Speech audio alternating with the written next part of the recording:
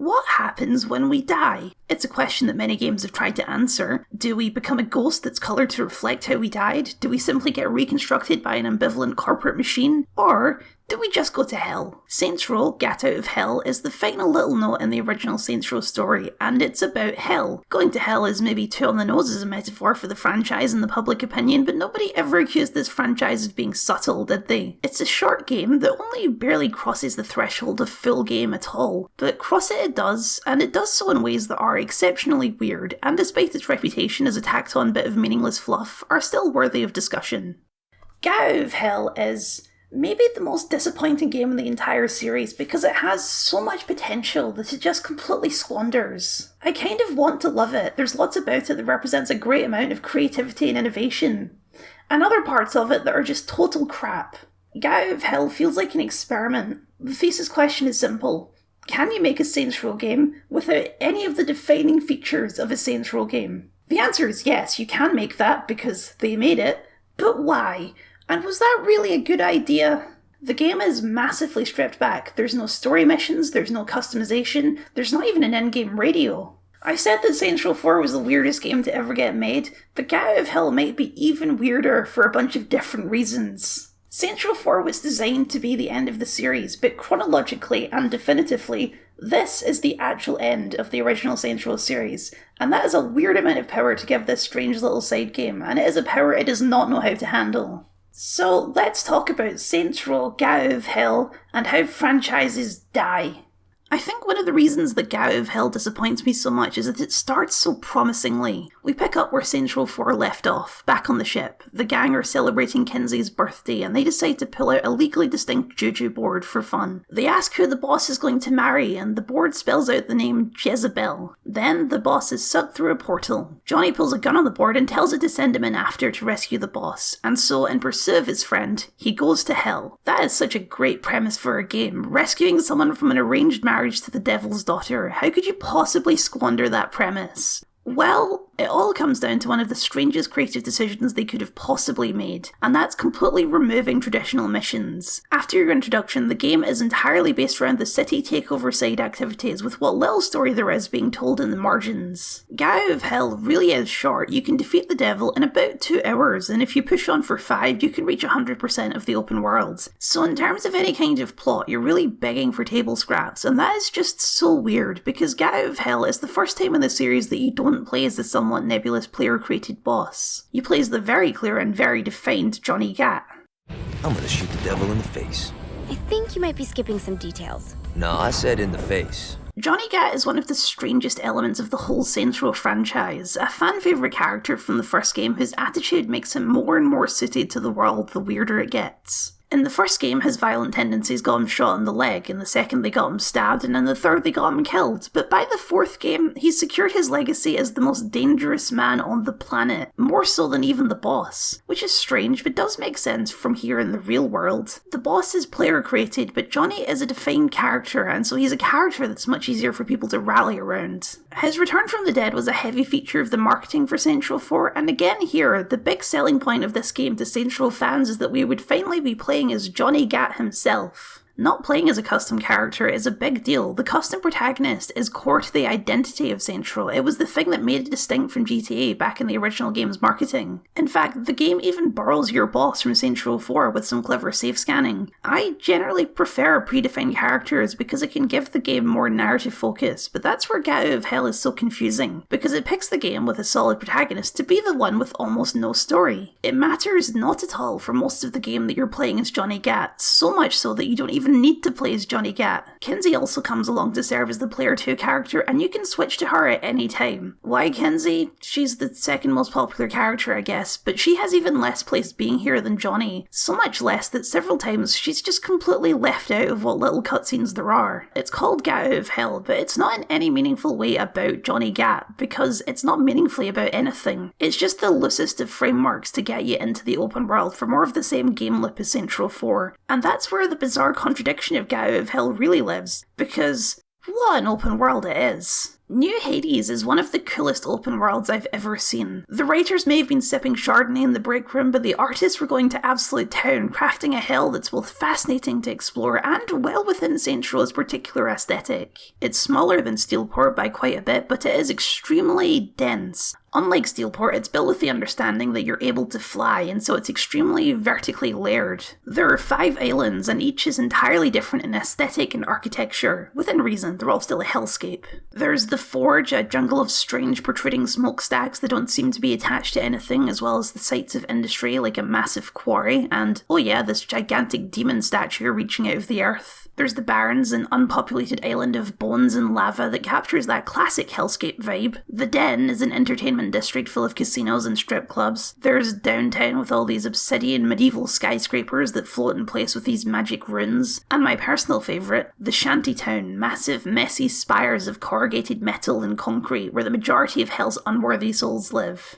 Every district has multiple layers to it. They're street level, of course, but also multiple levels of rooftops that join in different ways. The massive shanty spires are hollow with platforms at multiple levels and long chain-link bridges to make them more interesting to scale and explore. And each island also has an underground section, which here in Shantytown is just where even more unfortunate souls live packed in. Saints Row's Hell is the hell of a 90s metal band album cover, with big red muscle demons covered in spikes and wielding shotgun crossbows. All of the pedestrians are just emaciated husks whose very existence is suffering, and every car on the road is a rusted out wreck that looks as though it's already died itself. It's just incredible. There's no other piece of media that's captured a city in hell quite like Gao of Hell does. The game may honestly be worth the price of admission just to see it. Like Saints Row 4, it's absolutely jam-packed with collectibles and things to do, including audio logs that fill in some of the backstory, or more accurately tell any kind of story at all about some of the people helping you down here in Hell. The most important of these people, and the one who gets the most screen time, is Dane Vogel, the villain of Saints Row 2. After his death, he opened up Ultar in Hell and has become one of the most powerful people down here. But he's not looking for a fight. He hates the devil as much as anyone else, so he gives Johnny, and Kinsey, I guess, Lucifer's Halo, an artifact which gives you most of the same powers from Saints Row 4 with a more supernatural flourish. Each district has its own friend to find. For the Barrens, it's the fearsome pirate Blackbeard. For the Den, it's Shakespeare, who apparently sold his soul to the devil for his fame and fortune in life. For Shantytown, it's Vlad the Impaler, and finally for Downtown, it's the reunited De Winter Sisters. Listing out the characters like that is really all I can tell you, because like I've said many times now, there is no story. There's backstory, like how Shakespeare used to work as Satan's spy master until he was caught having a tryst with his daughter, but in terms of the modern day plot, there's just nothing to it. There's a storybook cutscene when you meet them, a storybook cutscene when you completely take over the district, and a completely storyless loyalty mission that's only there to string you through some of the open world gameplay. I'm not sure why they even bothered with that, because it's not like you need a guide through the content. Gao of Hell is so tightly packed that you're never more than 20 seconds from the next activity to do. And that's where the game shines anyway. The core gameplay loop is the same as Saints Row 4 with some tweaks for the setting. Probably the most important being that you have wings now, which means you can fly, not just glide. It matches the rest of the superpowers by honestly being really good. It feels really nice and fluid to control, and it makes darting around the map a breeze. That is until around the halfway mark when Lucifer sets up a bunch of anti-air turrets around the map that'll shoot you out of the sky until you destroy them. But that just makes for a much stronger motivation than some completely contextless list of objectives. These turrets are getting in the way of my fun, so let me go tear them apart real quick.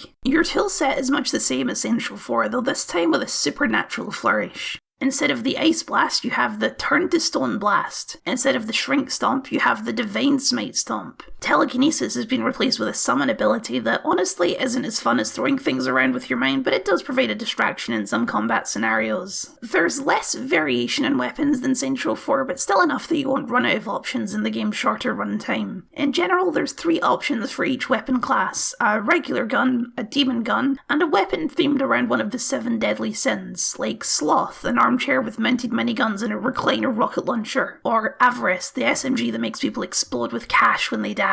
The deadly sin weapons are generally rewarded for completing all instances of something in the open world. There's a bunch of new hell-themed activities as well as some returning classics. My personal favourite is Retribution, where you have to fly around catching damned souls to save them from their eternal punishment.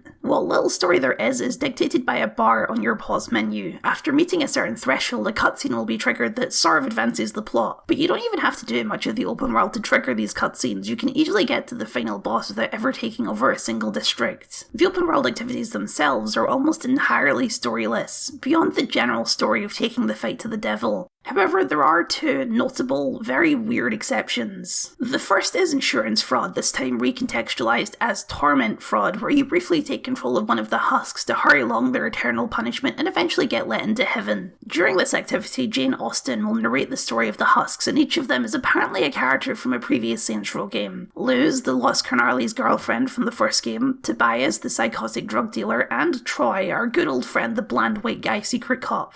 It's mostly theatre of the mind, as all of the husks look the same and have no dialogue themselves, and it is a very odd way of attempting to tie up loose ends from the previous games in a way that can't possibly be satisfying to anyone. Like, obviously all of these characters died when the Earth blew up, but seeing them here again in Hell as an unrecognisable emaciated husk doesn't really bring any sense of closure. That's not nearly as weird as Dex. Enough's enough, Gat.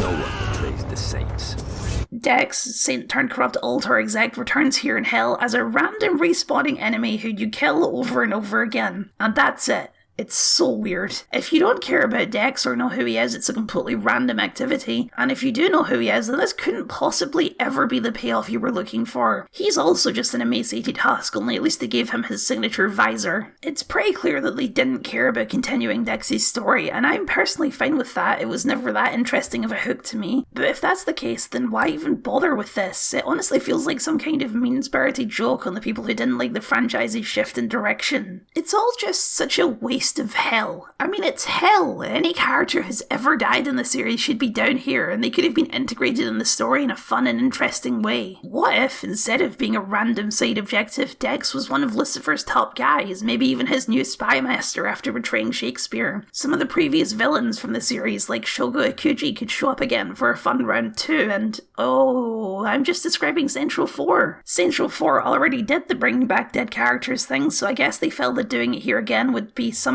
not as good. But it's Hell! This is literally the place where people go when they die. And they do in fact show up, but only in the very last storybook cutscene for 100% city takeover. It's baffling. Instead, what we get is an extremely simple story told extremely simply. The devil has kidnapped the boss to marry his daughter so that they'll lead his armies on a march against heaven to kill God. Jezebel doesn't want to marry the boss, so she runs away to help Johnny. She sneaks him back into the palace. The devil proclaims that Johnny is in fact who she should marry instead, and then you fight the devil and he releases you all from hell. There's some fun moments, like the second cutscene is entirely presented as a musical for some reason, but there's just nothing to it. It has none of the creative spark and energy that Central 4 had. Without brainwashing, the devil's plan doesn't make any sense. If neither the boss nor Johnny want to marry his daughter and march on hell, what's he gonna do? There's another story idea. Maybe the boss is possessed and you've got to fight your own player character. Anything, literally anything, would be better than nothing. There's a fourth wall breaking joke in there about Johnny questioning the writers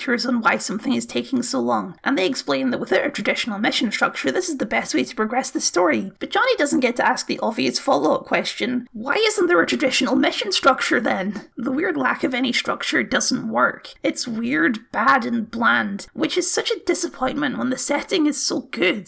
The open world is full of landmarks and interesting locations, like Centerpole. The Devil's Law Enforcement has a headquarters building downtown, but it's just there. You don't ever raid it or infiltrate or blow it up or anything. It's not even in any of the side activities. It's a gorgeous piece of level design and a great pun that's just sat there doing nothing. What a waste. After beating the devil, Johnny is invited to talk to God, who's voiced by Nathan Fillion, a decision I do approve of, and he offers Johnny 5 choices that lead to 5 different endings. He can go back to heaven to be reunited with Aisha, he can declare himself the new king of hell, he can go back to the spaceship and find a new homeworld for humanity, he can have God rebuild the earth and reboot the Saints Row series, or he can ask God for all of the knowledge in the universe. I know that last one might sound like the joke option, but the truth is, all of them are the joke option, each less than a minute long and entirely unsatisfying. I guess if you have to pick one, you should pick the reboot one, since that leads us more nicely into the next game, but a decision so broad lays bare how barren the game's story is. I say they're joke options, but really the joke is on you for expecting anything concrete. These endings aren't particularly funny, or interesting, or in-depth. How could they be when they're only 40 seconds long? It's just such a wet fart to end the series on. There's a lot of people who say that Get Out of Hell was always doomed, that Saints Row 4 went too big and there was no way that you could possibly follow it up. But I disagree. Get Out of Hell is full of potential to be just as weird and creative as Saints Row 4 was. It just doesn't live up to any of that potential. It needed to be so much more or not at all. I want to love this game. Trust me, I love being a contrarian. But I just can't. It's a game that promises so much and delivers on almost none of it. Some people might dispute me even calling it a game at all, and that's somewhat fair, but I think it does enough to distinguish itself from Saints Row 4 to justify that at least. It's not quite accurate to say that Get Out of Hell killed Saints Row. Saints Row was dying anyway, there was no intention to release a game after this. But Get Out of Hell did leave everyone on a sour note. Its messy structure and lack of any coherent conclusion hangs like an open book on the legacy of the series. It's a weird, nebulous place to leave these characters. Though not as weird as where the next game leaves them, but that's a story for another day. Saints Row may have died, but who says you can't milk a dead cow? Cows probably go to hell, those smug bastards. But in short, how do franchises die? When the people making them stop caring about them. Kinda pretty, isn't it? Yeah, it kinda is. Do you miss your friends? Nah, I know they'll be down here in no time. Thank you very much for watching, and a very special thank you to my wonderful patrons. If you want to see your name up here or get access to exclusive Patreon videos, you can find that link in the description below, as well as a like, a comment, a share, and a subscribe. I have a growing list of Saints Row critiques up here in case you missed that, or if you're looking for something totally different, why not check out this video about LEGO Indiana Jones 2: The Adventure Continues.